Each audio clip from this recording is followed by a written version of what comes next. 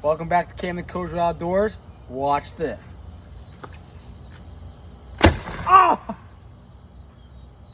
Potato gun. What's up, guys? Back with another video. Camden Kozeal Outdoors. About to fish a pond. Got crappie, bass, bluegill, green sunfish, and Loch Ness monsters. Sasquatch has also been sighted here. He's been seen here, not sighted. Middle of the day, see a couple turtles. And where the turtles live, the fish live. See you guys out in the water, going on a john boat. Gonna try to get some cool footage. See you guys on the water. Oh my gosh!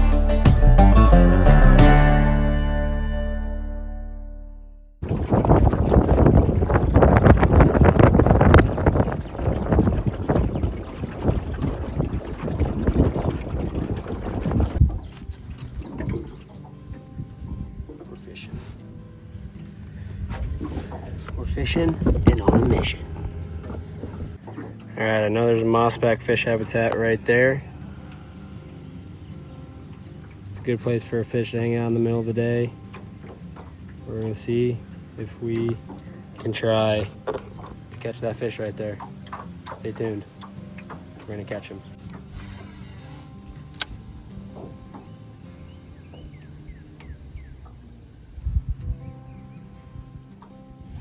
There's one right off the Mossback. Right off the Mossback. Oh yeah. Oh, that was awesome. Right, crankbait, largemouth bass, right off the Mossback Fish Habitat. Knew he'd be sitting there in the middle of the day, and we got him. Nice fish. Right there.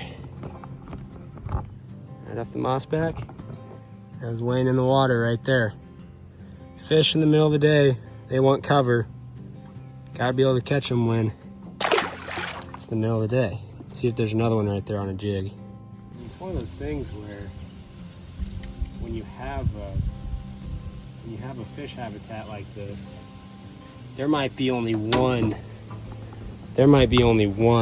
bass on it at a time, just because fish are dominant. And it's like when you're with your brothers and you want to watch a show by yourself in the basement, you don't want everybody around. And fish don't want to hang out with everybody. They want their own space. They want their own house. So that's why it's important you have more than one of those in a pond or a lake. And that's why it's important to have a lot of structure in your ponds and lakes. On the jig. A little doink. Little baby fish.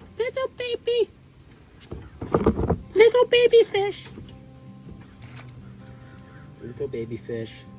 A nice little jig. He weighs about an ounce. He's going by. That fish I caught was in the shade. Middle of the day. You got this vegetation. You got these trees and you got all this shade underneath there. I just cast it underneath the shade. And there's a little baby fish sitting there. Fishing and baseball have a lot in common. I like to draw parallels between them. It's like fishing, you're gonna take a million casts. You're gonna take a million casts. Like in baseball, you're gonna take a million swings and you're not gonna hit a home run every swing. And in fishing, you're not gonna catch a fish every cast.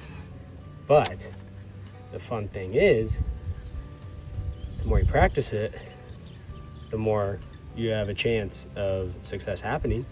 So the more you fish, the more of a chance you have to actually catch fish.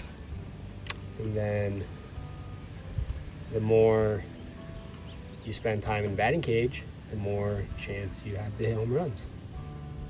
That's why they're skill things, they're skill sports. You can get better at them. It's not like catfishing, where you just throw out a piece of meat and just let it sit all day. You know, the fish eats it. Like, that's not fishing. There's no skill.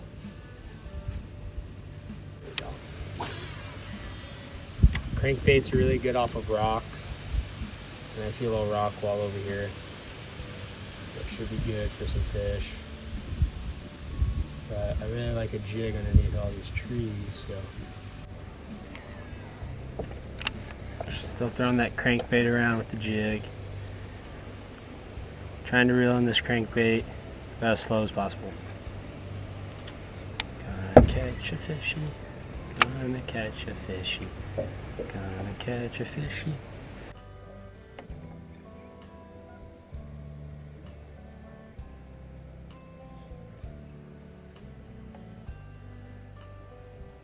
I threw my jig back deep in there in a tree, and it got way back in there.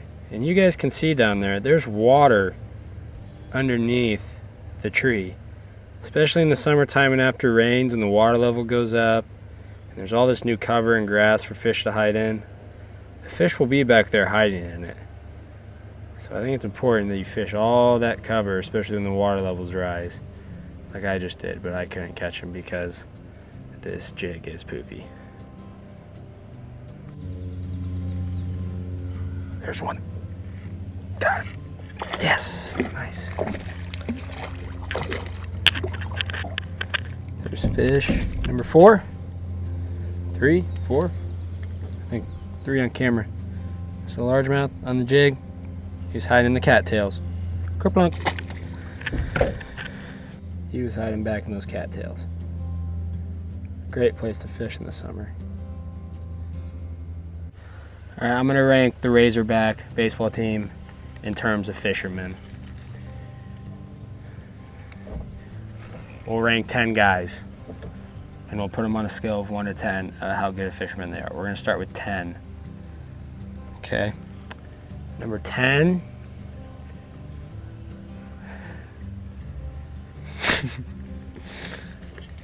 I gotta think for a second, because this is gonna be mean.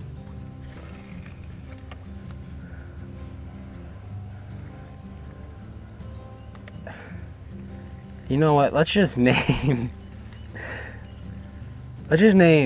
fishermen on the team. So you have Bybee, you have Charles Davalon, you have Vahiva Aloy, Kozeal Aloy, Nolan Souza, Carson Bowles, Ryder Helfrich held a fish once, Tate McGuire, Colin Fisher,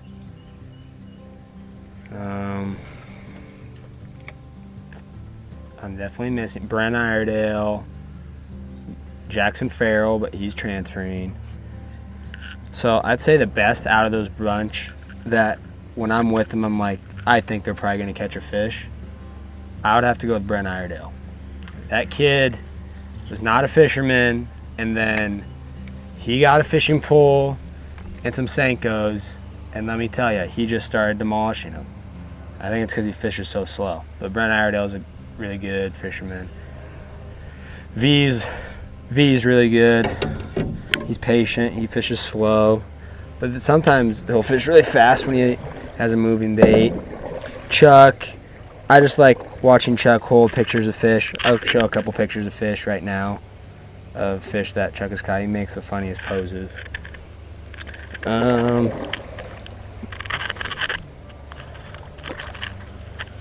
I don't know. Sousa's good. Sousa's a good fisherman. Sousa's caught some big fish. So is V. Okay, Kozeal, when he feels anything, any thump, and it's usually not a fish, he just sets the hook like, he's like that. He's just, it's like, ooh, that's a good one. Oh man, good one. Oh yeah, nice. Fight, baby. Yes. And that's a largemouth bass. There we go. Oh, he's trying to jump out of the boat. And that's how you do it. Another one along the cattails. It wasn't big, just felt big. It's kind of fat. Nice fish along the cattails on a natural colored jig on a summer day. Nothing better than that. 3, 2, 1, kerplunk. It's good fish. It's good fish. Caught him there along the shady weed line. He was just right on the edge of it. let's describe this lake again, and then we'll give you guys the drone footage. So, I mean, it's a couple acres, and an acre is about a football field. Like, this is a couple acre, big lake. Has a lot of cattails on the edge. I'm assuming it gets pretty deep. The one side with all the really big trees, that's the deepest side.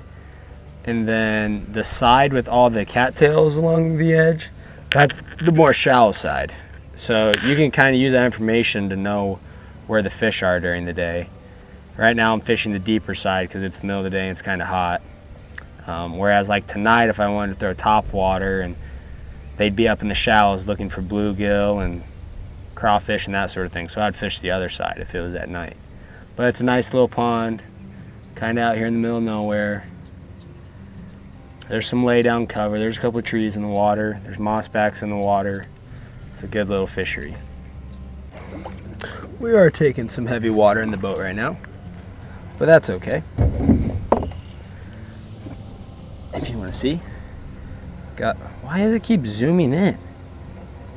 I don't know why my camera keeps zooming in, guys, but there's the water in the boat. Gotta have a little water in your John boat. Haven't really been using the motor because it's all the way over there. But that's okay. Time to get back.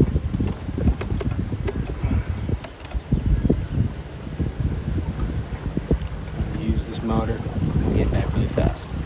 Hope you guys learned something today on the Camden Kozeal Outdoors YouTube channel. It was a fun day of bass fishing. Caught about 5 fish in about 45 minutes. This might be a short video, but just want to get you guys some content. Start growing this channel a little bit.